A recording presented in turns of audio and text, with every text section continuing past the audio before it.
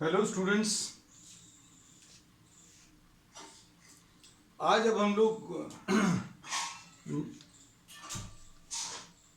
Numericals जो किए थे फर्स्ट चैप्टर के स्टार्ट उन्हीं को आगे कंटिन्यू कर रहे हैं। In the first video lecture of the series we had completed up to question number 11th। I think 11 तक ले लिया था। अब इसके बाद अभी हम लोग नेक्स्ट इसके बाद से स्टार्ट कर रहे हैं क्वेश्चन नंबर 12। इसमें अभी हम लोगों ने बार बार यही कहा है, it will not be possible for us to discuss each and every calculation, but we'll try to discuss each and every problem in terms of what the concept and the formula application. That part we'll be completing and we'll be leaving the calculations for the students to complete afterwards. तो जब भी आप इसको करें, किताब को सामने रखें। अभी भी जैसे अभी आप देख रहे हैं तो किताब को सामने रखें, प्रॉब्लम्स आपके पास ही रहेंगे। प्रॉब्लम्स में जो जो डेटा है वो अभी हम यहाँ पर कॉपी करते जाएंगे। Question number 12। क्वेश्चन नंबर 12 में दिया है, two insulated charge copper spheres A and B have their center separated by a distance 50 centimeter.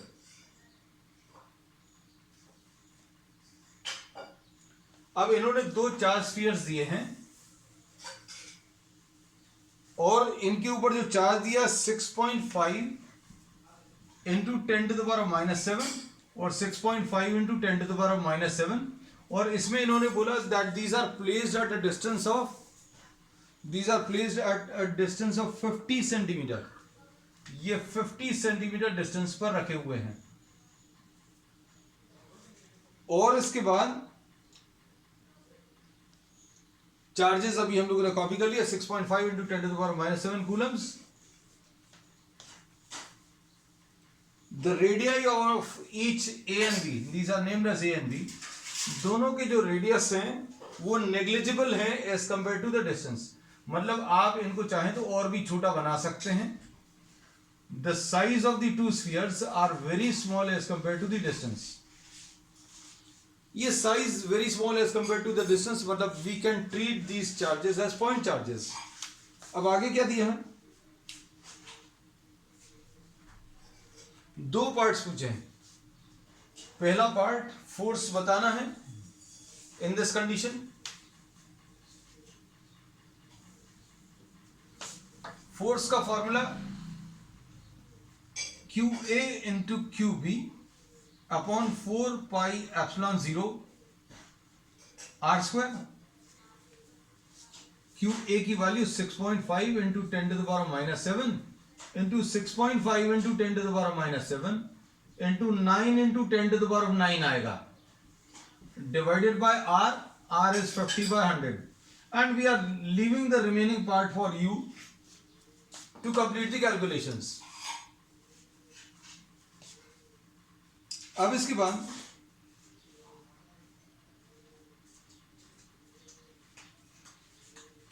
B part में इन्होंने इसमें बोला है, पढ़कर देखो।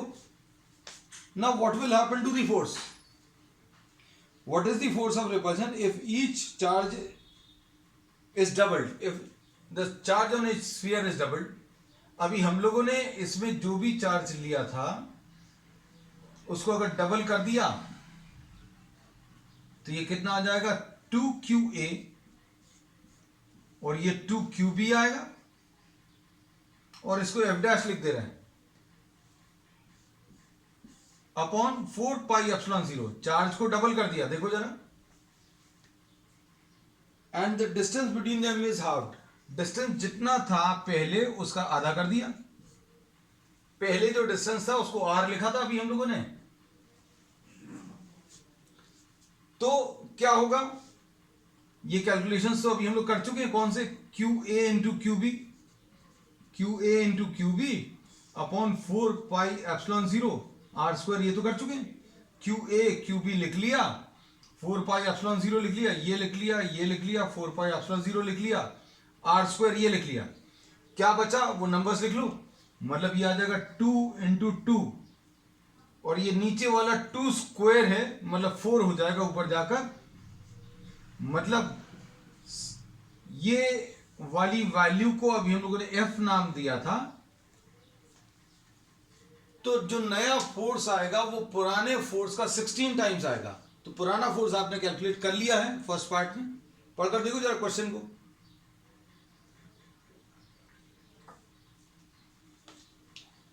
अब इसके बाद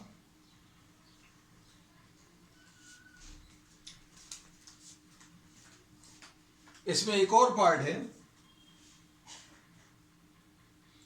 the two spheres are placed in water, if these two are placed in water, तो एफ तो एयर में था, वाटर में कितना हो जाएगा, इसको एफ डब्ल्यू लिख दे रहे हैं, this will be equal to Q A into Q B upon 4 pi epsilon 0 के इंटू आर स्क्वायर, ऐसा कुछ लिख सकते हैं। और के की वैल्यू जो डाइलेक्ट्रिक कांस्टेंट है वो 80 दिया है, के की वैल्यू भर लिख दे रहे हैं, बाकी तुम लोगों के लिए छोड़ेंगे, Q A Q B upon 4 pi epsilon 0 R square, Q A Q B upon 4 pi epsilon 0 R square. ये अभी हम लोगों ने ए पार्ट में कैलकुलेट किया है, इसको एफ इन एयर बोला है, this is F in air divided by 80। मतलब ये है कि अगर आप इन दोनों चार्ज स्फीयर्स को पानी में अगर रख देंगे तो जितना फोर्स एयर में आया था उसका 1/80 टाइम्स आएगा। ठीक है, नोट कर लो, कैलकुलेशंस को बाद में कंप्लीट कर लेना।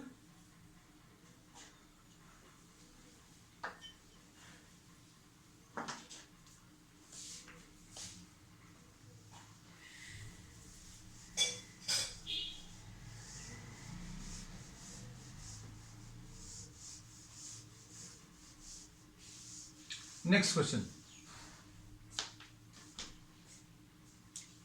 सपोज द प्रॉब्लम्स, ये जो क्वेश्चन नंबर 13 थे, suppose the spheres in A and be in the previous problem, ये स्फीयर है, इसके ऊपर चार्ज Q है, ये B है, इसके भी ऊपर चार्ज Q है,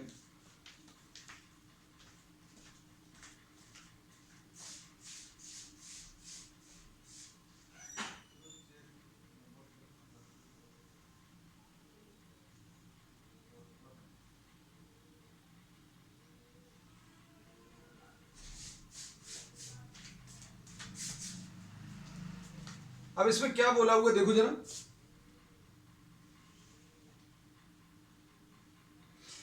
the spheres A and be in the previous problem have identical sizes, a third sphere. अब इसमें एक और स्फीयर को पहले ए से टच कराया, फिर उसके बाद बी से टच कराया। इसमें अभी हम लोगों ने ये बोला इसके ऊपर चार्ज Q था, इसके ऊपर भी चार्ज Q है, और दोनों की वैल्यूज QA को Q लिख लिया, QB को भी Q लिख लिया, और ये QA और QB बराबर हैं, ये लिखे हुए हैं अभी, QA is equal to QB is equal to Q and these values are given. अब हमने Q कर दिया इधर। अब इसमें इन्होंने क्या बोला कि अब इस स्फीयर के साथ जिसके ऊपर चार्ज Q है, एक और अनचार्ज आइडेंटिकल स्फीयर लेकर आए और इसको टच कराया। अगर दो आइडेंटिकल कंडक्टर्स को अगर आप टच कराएंगे तो net charge will be divided equally, ये नेट चार्ज इक्वली डिवाइड हो जाएगा। मतलब क्या होगा, टच कराने के बाद इसके ऊपर भी Q/2 आ जाएगा और इसके ऊपर भी Q/2 आ जाएगा, ये A आ गया, ये C आ गया। अब क्या किया, इस C को किसके पास लाए, B के पास लाए जिसके ऊपर ऑलरेडी Q है। C को पहले A से टच कराया, टच कराने पर क्या हुआ ये बता दिया। अब C को अभी हम लोगों ने क्या किया, B से टच कराया,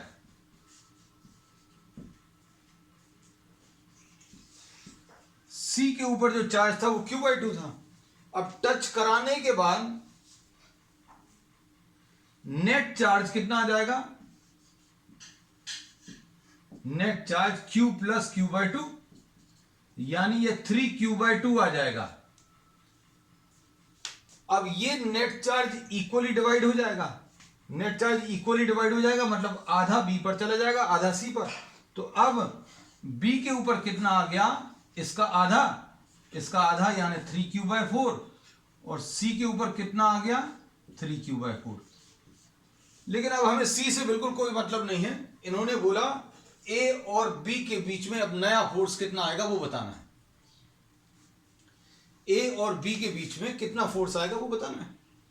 अब इसको फिर से देख लेना प्रोसेस।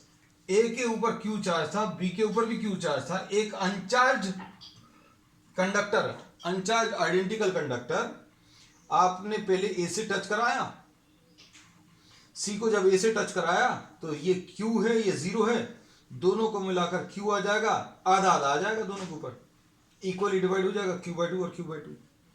अब इस C को B से टच कराया, B के पास ऑलरेडी Q है, C के पास Q/2 आ गया, दोनों का मिलाकर Q प्लस Q/2 यानी 3Q/2। अब ये 3Q/2 इक्वली डिवाइड हो जाएगा दोनों के ऊपर, यानी 3Q/4 और 3Q/4। तो अब हमें फाइनली जो चार्जेस आ गए वो A के ऊपर कितना आया, Q/2, और B के ऊपर कितना आया, 3Q/4। अब क्या करेंगे, नया फोर्स कैलकुलेट करना है। प्रॉब्लम पढ़कर देखो क्या करना है। What is the force of repulsion?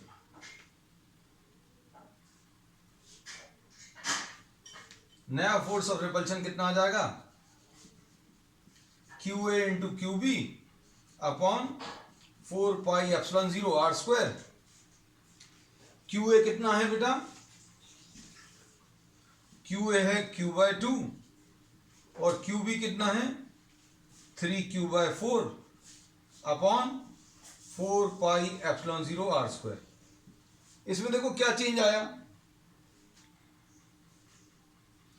Change ये आया, ये 2 नंबर नया आ गया, ये 3/4 नया आ गया, मतलब कुल मिलाकर 3/8 ये नई चीज आ गई। बाकी सारे कैलकुलेशन बिल्कुल सेम है, Q1 इंटू Q2 अपॉन 4πε0 कितना r²। Q और Q की वैल्यू कितनी है, Q और Q की वैल्यू 6.5 इंटू 10⁻⁷, ये भी 6.5 इंटू 10⁻⁷। वैल्यूज अगर आप रखोगे तो ये पुराने वाले आंसर का 3/8 टाइम्स आएगा। ठीक है, अब इसको कंप्लीट कर लेना। नेक्स्ट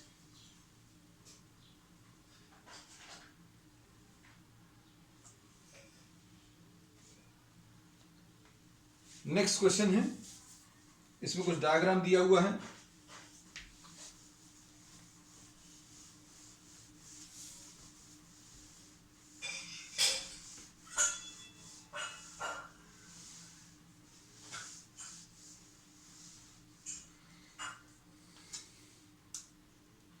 नेक्स्ट क्वेश्चन में 1.14 क्वेश्चन नंबर 14 है, और उसमें क्या दिया, एक इलेक्ट्रिक फील्ड दी हुई है। इलेक्ट्रिक फील्ड में ये पॉजिटिवली चार्ज प्लेट है और ये नेगेटिवली चार्ज प्लेट है, ऐसा कुछ दिया हुआ है।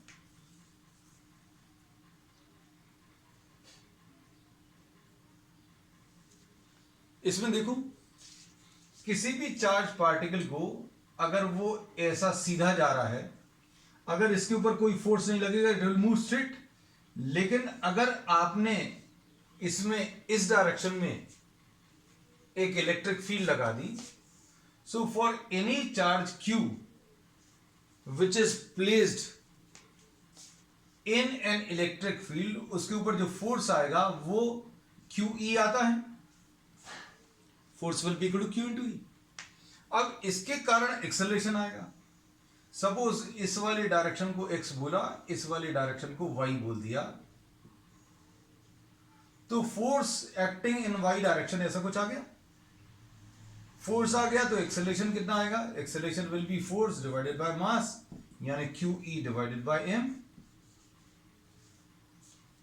अब इस डायरेक्शन में अगर फोर्स आ गया या एक्सेलरेशन आ गया तो अब हम लोग क्या बोलेंगे, ध्यान से सुनना। ये पार्टिकल जो है इनिशियल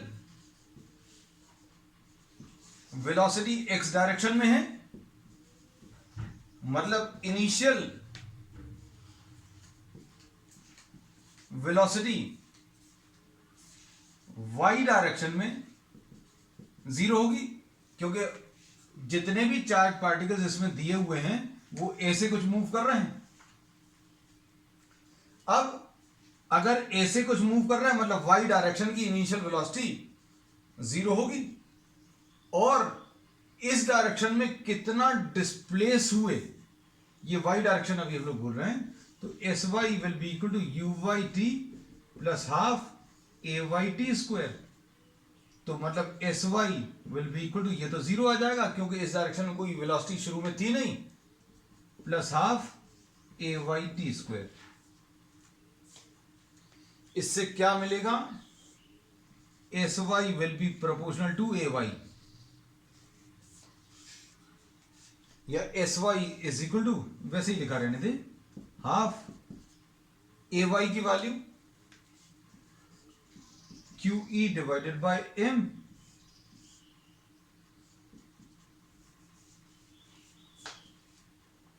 तो क्यू बाय एम जो है किसके ऊपर डिपेंड कर रहा है, एस वाई के ऊपर डिपेंड कर रहा है।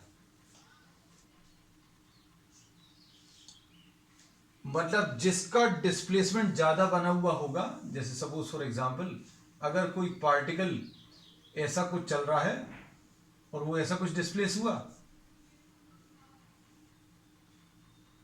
इसको फिर से बनाते हैं, और कोई पार्टिकल यहां पर चलता हुआ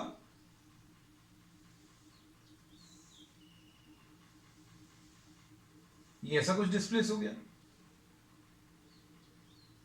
तो इन दोनों को देखकर अभी हम लोग कह सकते हैं कि कौन सा वाला पार्टिकल वाई डायरेक्शन में ज्यादा डिस्प्लेस हुआ। जो वाई डायरेक्शन में ज्यादा डिस्प्लेस होगा उसका क्यू बाय एम ज्यादा आएगा। तो आप बुक को सामने रखना,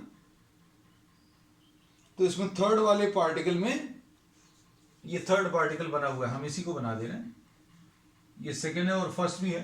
तो जिसका डिस्प्लेसमेंट वाई डायरेक्शन में ज्यादा होगा उसका क्यू बाय एम की वैल्यू जो है ज्यादा आएगी। इस प्रॉब्लम में यही पूछा था कि if charge particles are allowed to move through an electric field, तो तीन पार्टिकल्स के ट्रैक दिए हुए हैं। अच्छा, इनमें साइन भी बताना है। साइन कैसे बताएंगे, देखो अगर कोई पार्टिकल नीचे की तरफ जा रहा है, मतलब ये जो नीचे की तरफ जा रहा है वो पॉजिटिवली चार्ज होगा। पॉजिटिवली चार्ज क्यों होगा, क्योंकि ये पॉजिटिव प्लेट जो है इस पॉजिटिव चार्ज को नीचे की तरफ रिपेल करेगी, और जो पार्टिकल ऊपर की तरफ जा रहा है वो नेगेटिवली चार्ज होगा। ऐसा दिया नहीं है, लेकिन अगर कोई स्ट्रेट चला गया होता मतलब वो अनचार्ज पार्टिकल। ठीक है, तो इसमें अभी हम लोग बोलेंगे इन दो पार्टिकल्स के ही डायग्राम बनाए हैं, तो जिसका वाई डायरेक्शन का डिस्प्लेसमेंट ज्यादा है उसका क्यू बाय एम ज्यादा होगा, और उसका नेचर जो है, nature of the charge will be positive. ठीक, नेक्स्ट प्रॉब्लम 14 हो गया, अब इसके 15।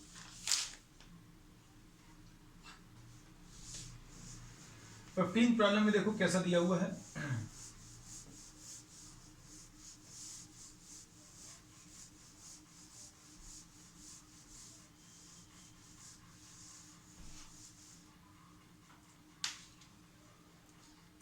क्वेश्चन नंबर 15 में, consider a uniform electric field. एक यूनिफॉर्म इलेक्ट्रिक फील्ड दी हुई है, E is equal to 3 into 10 to the power of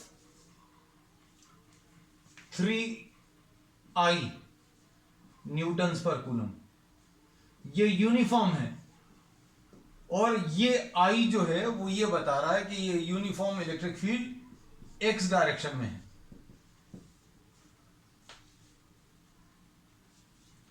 What is the flux of this field through a square plate of 10 centimeter on a side whose plane is parallel to YZ? ये Y direction है और ये Z direction होगा। इसमें देखो ये x direction है, ये वाई डायरेक्शन है, ये जेड डायरेक्शन तुम लोगों की तरफ है। अब अच्छे सुनना क्या बोला है, what is the flux, what is the flux of this field through a square plate of 10 centimetre on a side whose plane is parallel to the YZ plane. अब यहां पर एक प्लेन ऐसा दिया हुआ, ये प्लेन ऐसा ही क्यों लिया, क्योंकि ये वाईजेड के पैरेलल है।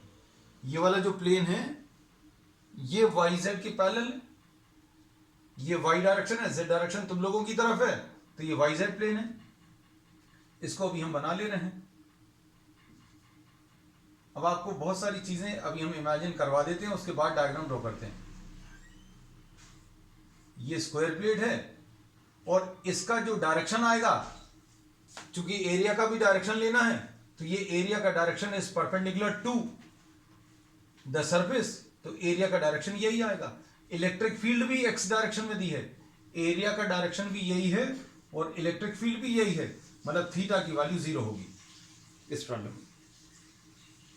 और फ्लक्स की वैल्यू कितनी आ जाएगी, flux will be equal to E into A into cos theta. E की वैल्यू 3 इंटू 10⁻³ दिया है। एरिया, एरिया कितना दिया है 10/100 इंटू 10/100, क्योंकि स्क्वायर प्लेट है, इंटू कॉस 0। कॉस 0 क्यों, क्योंकि थीटा की वैल्यू 0 आएगी, ये अभी हमने पहले समझा दिया। अब इसके सेकेंड पार्ट में, what is the flux through the same plate if the normal to the plane is making an angle of 60 degrees with the X axis.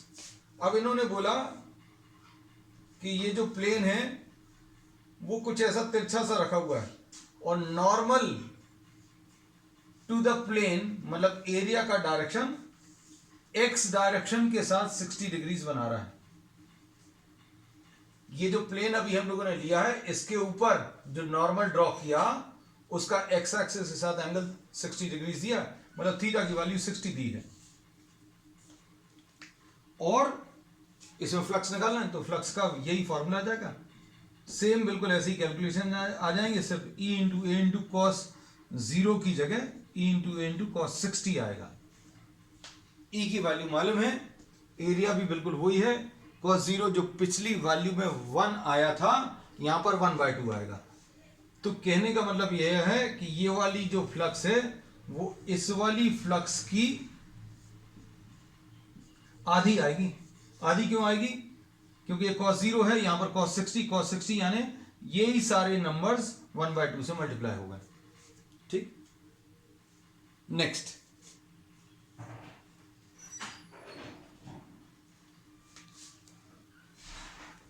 One point, ये 16 प्रॉब्लम हम लोग नेक्स्ट ले रहे हैं।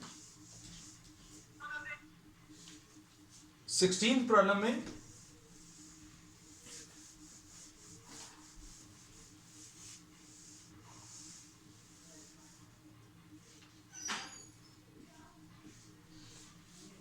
What is the flux of the uniform electric field. इसमें फिर से एक यूनिफॉर्म इलेक्ट्रिक फील्ड दी है।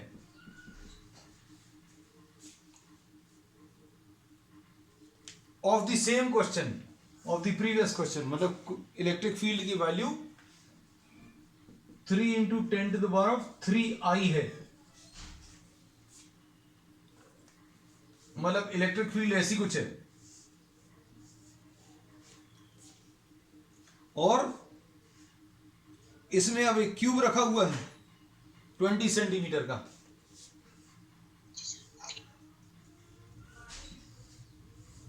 बेटा फोन जिसका भी है म्यूट कर लो उसको। इसमें एक क्यूब रखा हुआ है,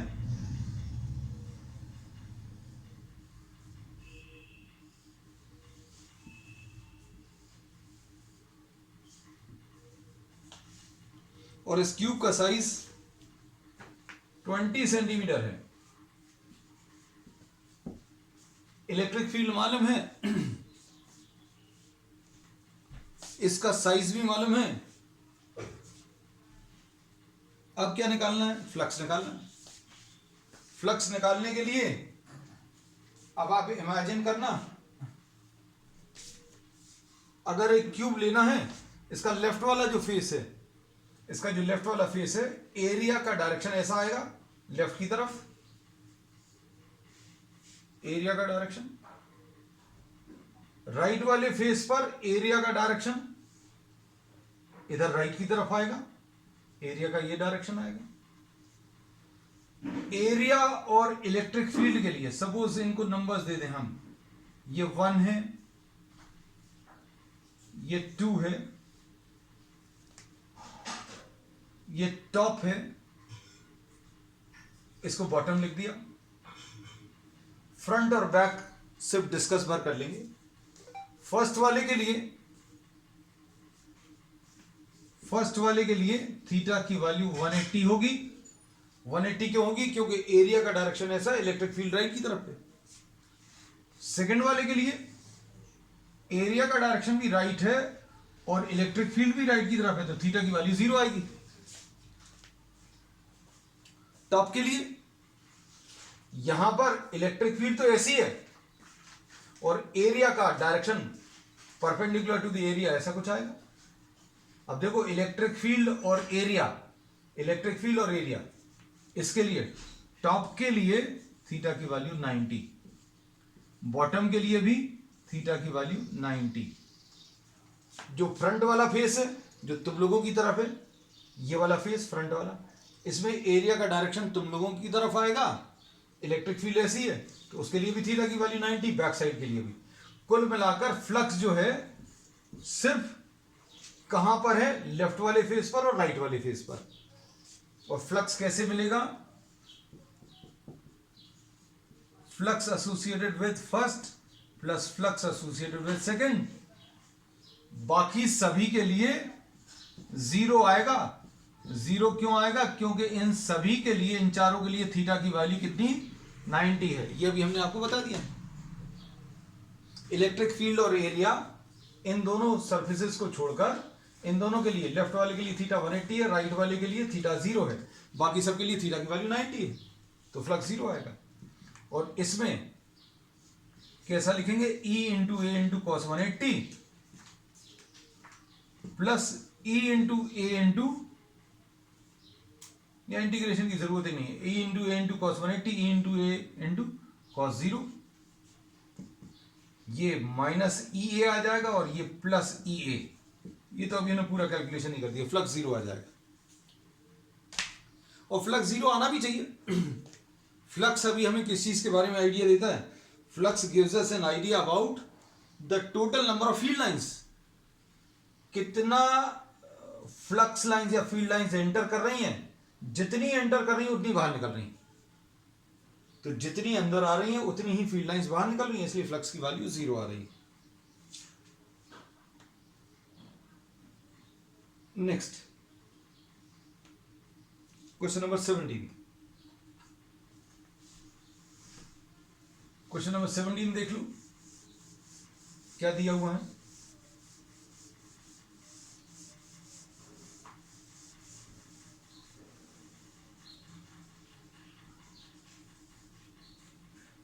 क्वेश्चन नंबर 17 में careful measurement of electric field on the surface of a black box indicate that net outward flux दिया हुआ है किसी बॉक्स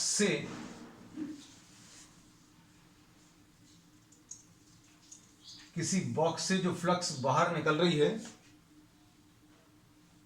आउटवर्ड फ्लक्स, जो बाहर की तरफ फ्लक्स निकल रही है वो दी हुई है। कितनी दी है? 8 इंटू 10⁻3।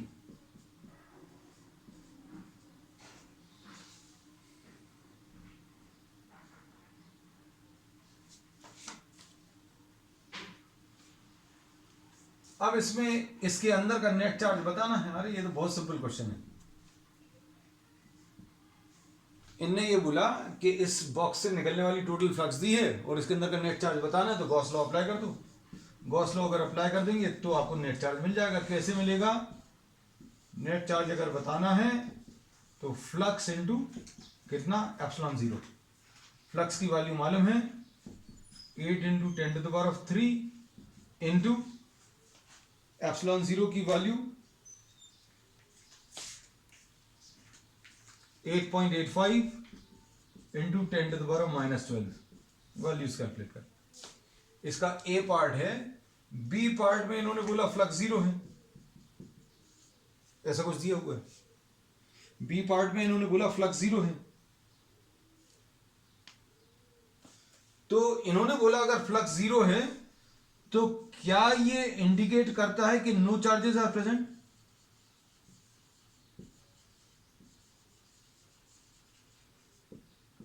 Does this indicate? तो कुछ लोग तुरंत बोल देंगे यस सर, कि भैया फ्लक्स 0 है तो नेट चार्ज कैसे मिलता है,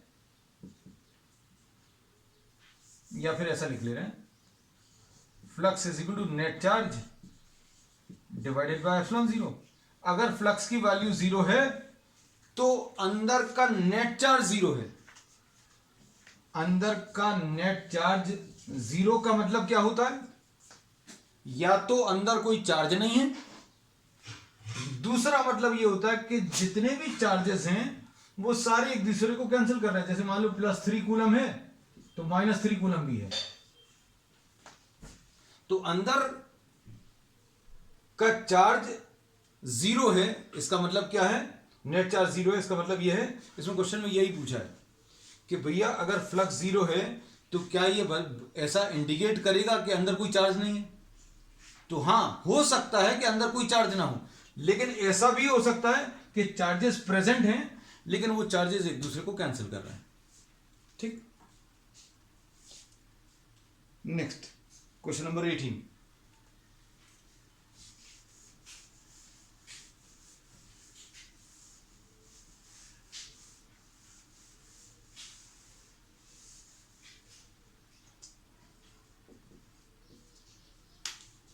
क्वेश्चन नंबर 18 में ये दिया हुआ है क्या point charge +10 microcoulomb is placed at a distance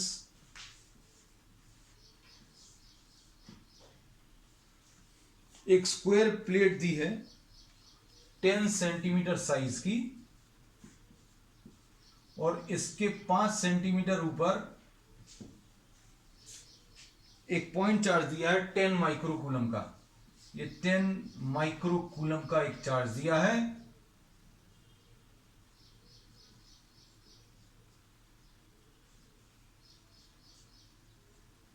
तो क्या करें? अगर इससे एसोसिएटेड फ्लक्स बतानी है, इस स्क्वायर प्लेट से एसोसिएटेड फ्लक्स अगर आपको बताना है तो हमें गॉस लॉ लगाना पड़ेगा, और गॉस लॉ लगाने के लिए हमें क्लोज सरफेस चाहिए। तो क्या किया, जैसी ये प्लेट है वैसी 5 प्लेट और लगा दी। एक प्लेट ये है, इसके ऊपर एक चार्ज दिया हुआ है यहां कहीं पर। तो क्या किया आपने, चारों तरफ 4 प्लेट्स लगाई और ऊपर एक कवर लगा दिया, ऐसा कुछ कर लिया। और flux associated with the cube, associated with the cube, ये गॉस लॉ से पता चलती है। अंदर का नेट चार्ज अपॉन एप्सिलॉन 0। भाई ये 5 प्लेटें और क्यों लगाई? क्योंकि किसी प्लेट से एसोसिएटेड फ्लक्स अगर कैलकुलेट करनी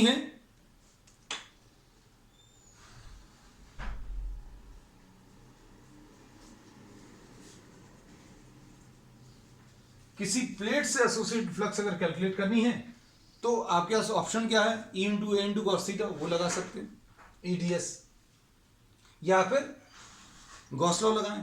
गॉस लॉ अगर अप्लाई करना है तो आपको एक क्लोज सरफेस चाहिए पड़ेगा। तो आपने क्या किया, कुछ ऐसा अरेंजमेंट कर दिया कि ये वाला चार्ज एक क्लोज सरफेस के अंदर आ गया, और ये क्लोज सरफेस क्यूबिकल शेप का है और ये 5 सेंटीमीटर है। तो अभी ये परफेक्टली सेंटर पर लाई करेगा। अगर अभी हम लोगों ने ऐसी 5 प्लेटें लगा दी तो ये बॉक्स के अंदर आ गया, और इस बॉक्स से एसोसिएटेड फ्लक्स अभी हम लोग बता सकते हैं। इसमें आपको चार्ज भी मालूम है 10 इंटू 10⁻⁻6 अपॉन एप्सिलॉन 0 8.85 इंटू 10⁻⁻12, ऐसा कुछ आ जाएगा। लेकिन हमें पूरे बॉक्स का फ्लक्स नहीं चाहिए। आपको बॉक्स में अगर आप ध्यान से देखें या इस क्यूब में अगर आप देखें तो 6 प्लेटें हैं, आपको सिर्फ एक प्लेट के ऊपर चाहिए। तो flux associated with the plate, ऐसे बहुत सारे क्वेश्चंस अभी हमने प्रीवियस क्लासेस में डिस्कस किए हैं। You can just go through those, बहुत सारे बहुत अच्छे अच्छे प्रॉब्लम्स लिए अपन ने उसमें।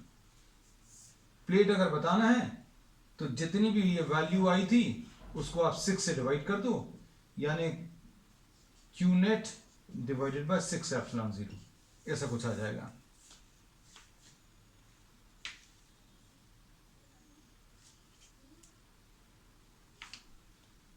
Next question number 19।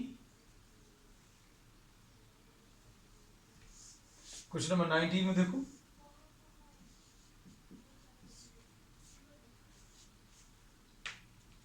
a point charge of 2 microcoulomb is placed at the center of a cubic Gaussian surface 9 centimetre on edge. ये तो बहुत सिंपल प्रॉब्लम है, ये मतलब हमारे ख्याल से एकदम ऐसी चीज है, ऐसा प्रॉब्लम है जो शायद ही इससे इजी कोई प्रॉब्लम आया हो। एकदम तैयारी है आंसर निकलने को। अंदर एक 2 माइक्रोकूलम का चार्ज दिया है और तुम लोगों को कंफ्यूज करने के लिए ये 9 सेंटीमीटर साइज दिया हुआ है और इससे एसोसिएटेड फ्लक्स बताना है। तो flux will be equal to अंदर का चार्ज डिवाइडेड बाय एप्सिलॉन 0। अंदर का चार्ज 2 इंटू 10⁻⁻6 है डिवाइडेड बाय एप्सिलॉन 0। इसको सॉल्व कर लेना।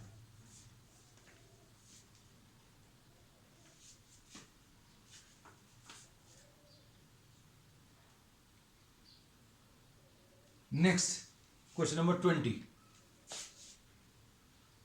क्वेश्चन 20 देखो,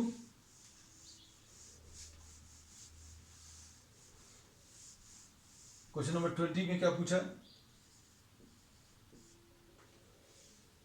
a point charge causes an electric flux of, flux की वैल्यू दी हुई है -1 इंटू 10⁻3, ऐसा कुछ दिया हुआ है।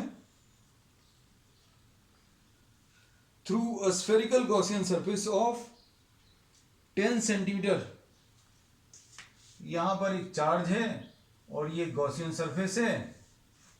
गॉसियन सरफेस का साइज 10 सेंटीमीटर है। अगर ये फ्लक्स नेगेटिव है तो नेगेटिव फ्लक्स कब आएगी? नेगेटिव फ्लक्स कब आएगी बेटा? जब अंदर का चार्ज नेगेटिव हो। अंदर का चार्ज नेगेटिव होगा तो क्या होगा?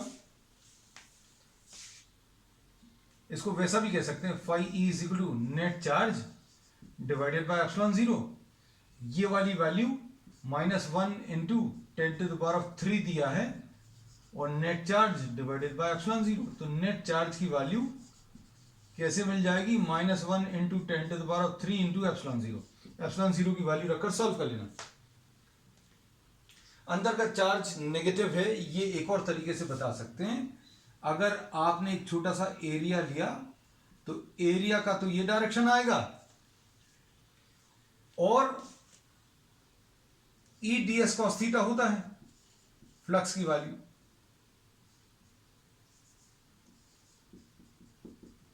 तो इसमें ये रेडियली इनवर्ट्स होगी क्योंकि नेगेटिव चार्ज के लिए ये अंदर की तरफ आएगा, तभी इन दोनों के बीच में एंगल कितना? 180 आएगा। और थीटा की वैल्यू अगर 180 है तो कॉस थीटा की वैल्यू कैसी? नेगेटिव आएगी। तो फ्लक्स नेगेटिव तभी होगा जब फील्ड लाइंस अंदर की तरफ आ रही हो। कहीं पर भी फ्लक्स नेगेटिव उस सरफेस पर आएगा जब उस सरफेस पर फील्ड लाइंस अंदर की तरफ आ रही हैं। तो फील्ड लाइंस इसमें अंदर की तरफ, नेगेटिव फ्लक्स मतलब field lines are entering the surface. अब इसमें इन्होंने क्या बोला कि if the radius of the Gaussian surface were doubled, अगर इसका रेडियस डबल कर दिया तो फ्लक्स में क्या चेंज आएगा, ये भी हम पहले भी डिस्कस कर चुके हैं कि भाई अंदर का जो चार्ज है, सॉरी, इससे एसोसिएटेड फ्लक्स अगर आपको बतानी है तो वो सिर्फ अंदर के चार्ज के ऊपर डिपेंड कर रही है, इसमें कहीं पर भी साइज नहीं आ रहा। गॉसियन सरफेस का जो साइज है वो कहीं पर भी नहीं है। आप देखो, ये चीज अभी हमने पहले भी डिस्कस की है कि फ्लक्स जो है किसी क्लोज सरफेस में size of the Gaussian surface के ऊपर डिपेंड नहीं करता, क्योंकि कहीं पर भी रेडियस जैसा कोई टर्म नहीं है। दूसरी चीज, ये कहां पर रखा हुआ है उसके ऊपर भी डिपेंड नहीं करता, neither the position nor the size. Position of the charge के ऊपर डिपेंड नहीं करता, अगर ये चार्ज सेंटर पर ना होकर इधर कहीं पर होता तो भी इस पर टोटल फ्लक्स की वैल्यू उतनी ही आती। ठीक है, अब value of the point charge बताना, तो वैल्यू ऑफ पॉइंट चार्ज बता ही चुके हैं। ठीक है, that's all for today's class. We'll continue with the numericals on the next turn.